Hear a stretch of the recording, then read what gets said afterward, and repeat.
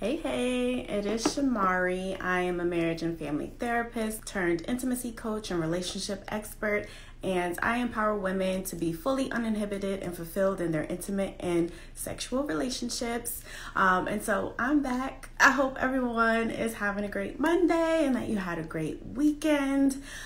So this weekend, I actually went to a conference of sorts, and so it was called Unfiltered Experience, and it was for women. And so it was all about business. It was about branding, about getting clients. It was also about like balancing, just like lifetime management. They also talked about like your mental health and managing that while you're doing your business. And they talked about money too, of course. So, I mean, if you're doing business, most people, you care at least a little bit about the money part. So it was great. I had a good time. And I got to have a lot of different conversations, which was great. It was also a little bit of confirmation for me. So I learned a lot. I got a lot of information because if you know anything about me, or if you don't know anything about me, I started my business and I didn't go to school for business. I don't really know too many people with their own businesses, so I don't know a whole lot about running one. I'm kind of learning as I go. So any information that I can get to help me to be better, then I'm all about it. I know that I know about intimacy and relationships, and I don't have any doubt in my skills as far as helping people. But I do sometimes need some help when it comes to the business stuff. So it was really good to have that and be in a room full of women who are all doing the same thing too, to kind of build that community, network a little bit. So that was really good. And like I said, it was very much confirmation on some things. And the talk or idea that I had for today's live is something that I had planned to do. I wasn't planning on doing it on this day. But when the universe is giving you signs, I try my best to take them. And so today I wanted to talk about like my story, who I am as a person, and why I even wanted to do intimacy coaching in the first place, and why I want to help women specifically with that. And so some of the conversations that I had over the weekend kind of put that in perspective, and they talked about just like being authentic, being yourself, and being able to show parts of that. So I do want to kind of apologize in advance if this seems like it's kind of all over the place. Like I said, I plan to do this, not today. And then even when I decided I was going to do it today, I didn't want to spend too much time like planning it and making it like a thing where I outline the whole thing. So a lot of what I'm going to say, like I already kind of know the points that I want to touch on, but I have not organized it all in my mind. So I do want to apologize for that. And then I also want to give a trigger warning. So I'm going to be talking about sexual assault. If that is a trigger for you, please make sure that you have your coping skills ready to employ. So at least a handful. I always say a handful, so that's 5. Make sure you have coping skills that you can turn to should you need to. A support person, if you have relaxation techniques, if you have distraction techniques, grounding techniques, whatever it is that you need, whatever is effective for you. If you need to click out, I'm not going to be that offended, but I would like for you to hear the message because it's only going to be a very small part that I'm going to talk about that. But definitely take care of you.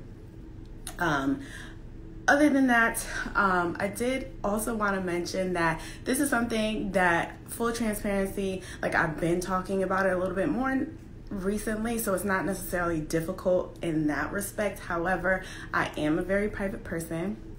And I don't tend to tell people a whole lot about me personally, so I can tell you all of the things that I have done maybe, so like that's easy for me to do. Like I've done these things, I've lived here, I've done this, I've had these experiences.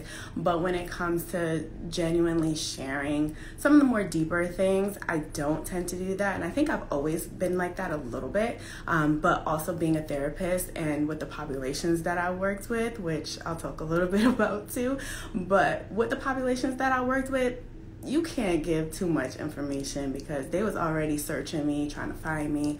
So I just always kind of learned to keep things private, but I'm trying to transform because I know that's a mindset thing, that a lot of it is in my mind, fear, worry about what the perception is going to be, but like I can't do that. Like I'm stepping into myself and what my purpose is. And so, like I said, the conference kind of confirmed what I already knew.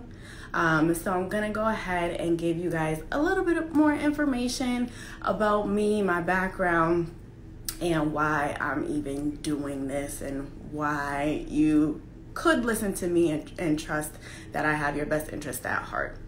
And so let me start by saying I've always been, overachiever. I've always been really smart. I think that I've always been a little bit more wise beyond my years because I had like older cousins that I spent a lot of time with that exposed me to things that I probably shouldn't have been exposed to at the age that I was at.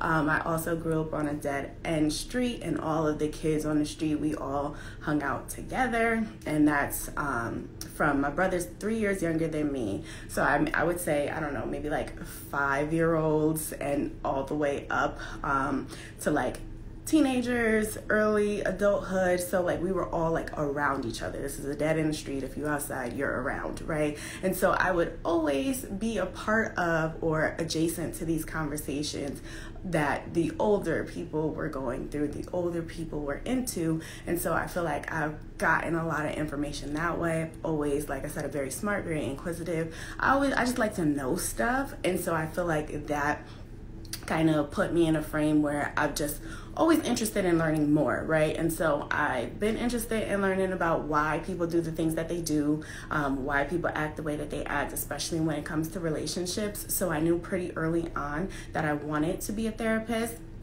I decided that like in my early teens that I wanted to be a therapist. Never been to a therapist, never seen, or I don't know any therapists, but I just knew that that's what I wanted to do. That's what I needed to do. And I wanted to work with kids, and that's what I kind of decided for myself at that point. Like, yeah, I really want to work with kids and be able to help, I guess, kind of make sure that they have the tools that they need, because as we grow older, we can of course pick up tools later, but if we have the foundation, it makes that transition a little bit easier. So that was kind of my mind frame around that. So that's the background. It's gonna put things into context, I guess, a little bit as we go on. And so I did want to mention, like I said, sexual assault, very small portion. I was raped when I was 17 years old. And at that time, I remember very random details about it because I suppressed it for so long. But I know that I cried. It was over. I went to sleep. I woke up and I lived life as normal. So I told no one. I didn't seek help of any sort. I just kind of ignored it. It wasn't a thing in my life. I continued to live my life normal. I went to school. I didn't do as many of my extracurriculars as I used to, so that might have been like a change that someone would notice, but no one did. No one asked any questions. No one was like, what's going on with you? My mother was just like, why you stop doing all these things? But other than that, no one really said anything or noticed anything, so I didn't think that it was an issue because it wasn't an issue for me. No one said anything, so it wasn't an issue for anyone else. And so as I'm going through school, through college, I got 2 bachelor's degrees. One is in human development, the other is in psychology. So learning all about why humans are the way that they are. I took a lot of courses around like love and relationships, because I also knew that I wanted to be a marriage and family therapist specifically, and there's different types of therapists. If you didn't know that, there's many different types. I can give you some insight on that. If you have questions, send me a message. I can help to kind of clarify, because I think a lot of people don't necessarily know that there are tons of different types. Mostly you want to look for their expertise, but I can break down the other things for you as well, so let me know. But I knew that that's what I wanted to do, marriage and family therapy. Like I said, I primarily was interested in working with children, but when you work with children, you have to work with their parents because they're not old enough to consent to anything. So I knew that these are the things that I would have to learn. So I took a lot of courses around that, so I got introduced to that in college.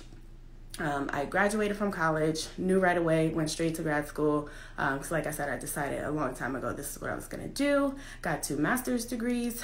Both of them are in counseling. One is in mental health counseling. The other is in marital, couple, and family therapy. All right, so 2 bachelor's, 2 masters, like I said, overachiever. And so during my time in grad school, I met my now husband. He wasn't my husband at the time. He was barely my friend sometimes, but we created like a situationship essentially, and he is the first person and only person really that ever mentioned that, like, hey, what's going on with you? Like, something is not right. Something feels off. What's going on? First person ever. This is, like I said, in grad school. I was raped in high school. So this is years later. This is the first time ever in life anyone has ever said anything to me. And at the time, I got very defensive. I was upset. I was like, it's because of you. I don't feel comfortable with you. Right? And so that's my automatic response. Like, what do you mean something's wrong with me? There's nothing wrong with me. I'm fine. So it took a lot as I'm going to school to learn how to be a therapist, to support people through similar things. I'm going through my own thing, and I'm trying to figure out, like, is this really something that has affected me, or is everything normal like I thought it was? And the more that I kind of sat and thought about it, because I'm very introspective, I like to know things. Like I said, the more that I sat and thought about it, the more that I realized, like, all of the decisions that I was making along the way were definitely very much impacted, whether I acknowledged it or not. And I like to say, like, I'm from the Northeast. I'm from Connecticut. I'm from New Haven. And we just a little bit more aggressive. And I've lived in different parts of the country, so I can say, like, we're just a little bit more aggressive as people. The Northeast, that's the tri-state, I should say, not necessarily the whole Northeast, but the tri-state area, we're just a little bit more aggressive. And so I felt like it was normal because I had always been, I guess, like, I had a temper. I was like an angry person. I used to fight. I would go to parties with like cargo pants on and sneakers, and I love boys. Like, that was I was very much into boys and being cute and being able to flirt with them. But, like, at the end of the day, I might have to fight. So I had to be prepared. And so I would often do that when I was going out, make sure that I was prepared, right? And so that's how I was. I was a little bit, had like an attitude problem, used to get in trouble for that. All of that, I used to steal.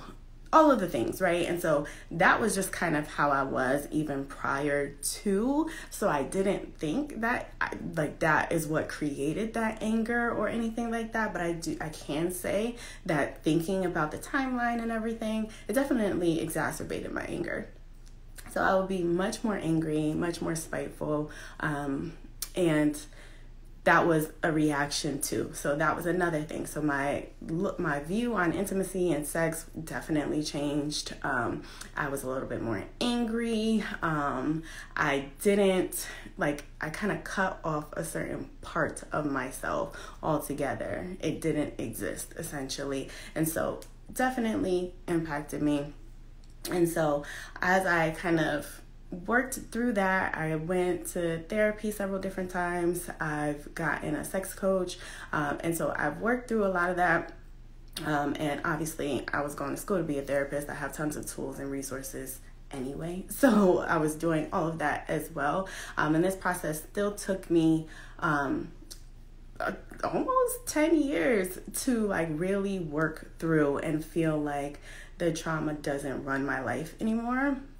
And so throughout the process of looking for someone to support me in some of these things, like relearning how to allow someone to be close to me, to be able to trust someone, feeling safe with someone, let alone having sex or maybe having sex with someone, right? I had to learn all of these things all over again and learn how to be comfortable and to trust my instincts when a situation could be safe versus a situation that's not safe, right? And so all of that, it took, like I said, almost 10 years. Me as a person who is a therapist, if it was difficult for me, then I know that it's difficult for other people too, right? And I'm a Black woman. I love it. I wouldn't want to be anything else. But when I was looking for a therapist, of course, there's cultural differences. Like I explained, like kind of how I grew up. I feel like it's something that a lot of people, if you have not grown up in that way, you do not understand. And so I did get help. None of them looked like me. None of them were of my same culture in any way. So there were parts of things that I would have to like over explain, or I just would not say it because they didn't understand what I was trying to say. So I would just kind of like, never mind, like don't even worry about that, right? And obviously that's not helpful in therapy. You need to be able to really feel comfortable and say all of the things that you need to say in order for you to get to what is actually going on and to even create a solution that's going to be effective for you. And so, like I said, if it was difficult for me as a therapist to figure this all out, to work through it, to find the help, then I know that it has to be difficult for at least one other person, right? Like, and so I wanted to mention that because that definitely shifted. So once I got to grad school, then I definitely knew that I wanted to do like relationships. So the children thing, I don't want to work with them no more. So I wanted to be able to do relationships. And as I was kind of uncovering my trauma and dealing with my trauma, that really, in like all the years of the counseling, the sex coach, all of that, I kind of began to shift. And therapy is great. I still love to help people and all of that, but there are a lot of limitations around who you can see. So when I'm looking for a therapist, I can only see someone who's licensed in the same state that I'm in, right? And I move a lot. If you know me, you know I move a lot. I lived in like 4 different states, many different cities within those states, right? And so, and that's in the last 10 years of me being an adult. I've moved around. So it's not easy to find someone first, then someone that you feel comfortable with, like I mentioned, someone who has the credentials, because that's another thing that I was adding on. They have to specialize in sex and intimacy because these are the things that I need. Like I have anxiety, I have other things going on in life too. I'm a little bit of a perfectionist, all of those things, right? But those things I already had the tools to deal with. I've been managing it for a while. It's the intimacy and the sex that I had hidden for so long. Those are things that I want to work on. So I want to make sure this person knows exactly how to work with this. And not everybody's comfortable with talking about sex. And I think y'all know that. It might be some of you. So I really like that process and seeing how difficult it is just in general. And then add on that you can only see people in your state. It makes it so much more difficult, right? So if you live in a place where maybe you're a Black person or even just a person of color and there are not a lot of people that have the same background as you within the field, within the expertise that you need, right? With coaching, that doesn't exist, right? At least right now, there's no regulation around it. So if you feel drawn to me as someone that you feel like you can identify with, someone that can help you, you can come to me, whether you live in my state or if you live in a different country. That does not matter. There's no boundary around my ability to assist you, right? And so I like that a little bit better. I'm still able to help and to meet people where they are. We don't go as deep as with therapy, but it's in a similar capacity. And so I did want to mention that that's kind of the reason why we came to the intimacy coaching, is because I needed me years ago and I could not find a me. Now I'm here for anyone who may be in similar experience, have experienced some of the same things, have some of those same thoughts, like, this is just how I am. Maybe there is no help for me. People just don't understand. Maybe that's just how I'm built. All of those things. It's not necessarily true. Even if we tell ourselves that, even if we've believed it for forever, that doesn't make it a fact. So I was able to work through all of that. And then the other thing that I wanted to mention, let me think how I'm gonna phrase this. Okay, so when people see me, I am becoming more so aware now that I have started this business and I'm putting myself out there a little bit more. People, they have a perception of you, right? And that's what we do as humans. That's how we understand things. We need to perceive it. We need to make sense of it in our minds. But people who see me, typically, I get that I look very put together. Some people think like I'm classy or like bougie. I'm well spoken. I'm very aware of things, very perceptive, insightful. Those are some of the things that people say, and they say that I'm very nice, I'm very sweet. And so it's very crazy to me because I used to work in all different settings with doing my therapy. I've worked inpatient, like rehab, outpatient, IOP, which is intensive outpatient. I've done just regular outpatient. I've even done like phone support. I've worked with women. I've worked a lot with men, and I worked in a prison. I've worked with men who are part of the Department of Corrections. They're within the system. They have the POs, and it's this, go get help or go to jail. So they go get help, they come to me.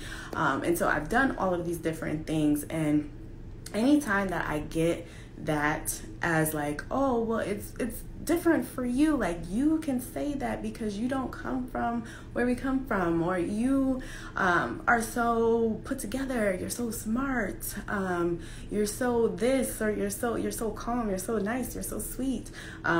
And it's always crazy to me because I wasn't always like this. Like, I think I was always like kind of nice, but people used to think I was stuck up. I had an attitude problem. Like I said, I used to fight, I used to steal. And like, it's so crazy when people tell me like that's how they see me, and they could never imagine any of the things that I've been through, any of the things that I've done. And then I always tell them that's a testament to the work that I've done on myself. So I appreciate you. Thank you. The fact that you can't imagine that I was how I was shows the growth and development over time. But then I also have to tell you about those things so that you can understand that you can do that too. Like, ultimately, I'm special. Like, I'll let you know, like, yes, I am special. I am an amazing person. However, I am not an exception. I am not an exception to the rule. Like, oh, she did it because she's her. No, absolutely not. I'm amazing. I'm special. All of that, cool. But you too are special, you're amazing, and you can do these things as well. And so I always laugh when people tell me like, oh, she's so sweet, you're so put together, the way that you present yourself, like people admire that, and thank you. I accept it, I appreciate it. because I accept compliments. I take them, and you should too. Just say thank you, whether you believe it or not. But I accept it. I take it because I've done so much work to get here. So I'm very appreciative of your acknowledgement of that. And then that also relates to kind of my relationship and my husband and I. People often tell us like that we're like goals, and like we seem to have figured something out where it's just working. And yes, we still got our issues, but for the most part, yes. But again, that took a lot of work. We've known each other for 11 years this month. I moved to Miami area in August of 2011. I met him 2 weeks after I moved there. And so we've known each other for a very long time. And like I said, sometimes we were barely friends. We set up like a situationships, friends with benefits. We dated, we break up, we get back together. All of these things. It was a whole process. We used to fight bad. Bad. We would argue, we would say really mean things to each other, really hurtful things. And so it's through that and the growth and getting counseling, getting therapy, and all of those things that we were able to really work through that and to be at this point where people see us and they're like, oh, that's goals. And it's like, maybe I don't subscribe to the whole goals idea because you don't really know what's going on, but you can admire parts of people or admire parts of relationships and say, like, I want something similar, because you shouldn't want it to be the same, but I want something similar, and I'm okay with that. But know and understand that this is not something that I met him, we fell in love, and it was amazing, because it wasn't. It wasn't at all. And so I just wanted to make sure that that was also clear. We look great together. We have a great time together. And we genuinely do. We genuinely enjoy each other. But it was not like that always. And I would say even just the last since we've been married, basically, that's when it's been really great. Before that, we've had a lot of bad times. A lot. And so I have to be completely authentic in that, and that I know how to help people through this, not only because of all the degrees and the education, because I did my 2 bachelor's, 2 masters, and I also did a sex therapy program to learn more about how to work with people specifically around that. So I have the education, all of that, but that's not what made me passionate about helping women with intimacy and sex. That's not what makes me the most qualified either. Like, yes, it's probably better if you know that your coach or your therapist or whomever you're going to for help, your mentor, has education, experience in the specific concern that you're having. I can show you all that. I got that, but that's not what makes me the most passionate about it. That's not what makes me the most qualified to help you. I can help you from the professional standpoint, but I can also help you because I've been there. I struggled with intimacy, allowing somebody to be close to me and to genuinely know me, like, as a person on that level, to know that it's okay and it's something that I can embrace, my sensuality, my sexuality, and all of those things after everything that I've been through. And so I know what it's like. And like I said, I'm special, but I'm not an exception. If you are in need of support, I am offering one-on-one coaching services. Schedule a breakthrough call with me. It's free. And you get a 30-minute call. We'll talk a little bit. We'll see if I'm the person to help you. And if you feel like I am, then we could definitely set that up. It's 3 months of one-on-one coaching. And you also get access to my course with that. And that's called Better Sex: Guide to Confidence, Satisfaction, and Orgasms Without Faking. So you'll have access to the course. You'll have access to me. and the information that I have. So definitely, if you want to schedule that breakthrough call, then you should click the drop down menu in my Instagram bio, the link that is there. If you scroll down to work with me, you click on that, you can schedule. My schedule is still pretty open for September, but after that, it's gonna start dwindling down as I start to incorporate some of the other things that I'm doing a little bit more. So you definitely want to make sure that you get in now, because also the price might change. Yesterday's price is not today's price, and there forward. So just keep that in mind. Definitely schedule with me if you're interested in doing any sort of coaching with me. Definitely reach out to me if you have any questions. You can comment.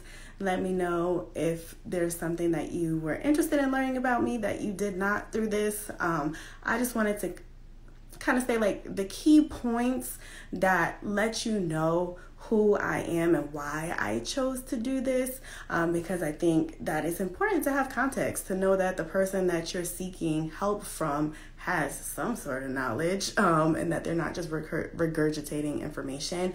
Thank you. So let me know, leave a comment. If you're watching this later, you can hashtag replay, still comment. I try my best to respond to like everyone. Unless you spam, then I'm not going to respond, but I respond to pretty much everybody. I want to actually connect with people. I want to actually be able to assist people. That is a part of my purpose, and I have to fulfill that. So if you are a person who likes to be a little bit more private, you can go ahead, like I said, schedule that call. Even if you're not sure you want to work with me, schedule the call anyway. It's free. It doesn't cost you anything but your time. And I'm here to support in any way that I can. I hope that you guys enjoy the rest of your Monday. I'm going to go make a cake. So I'll see you guys later. Thank you.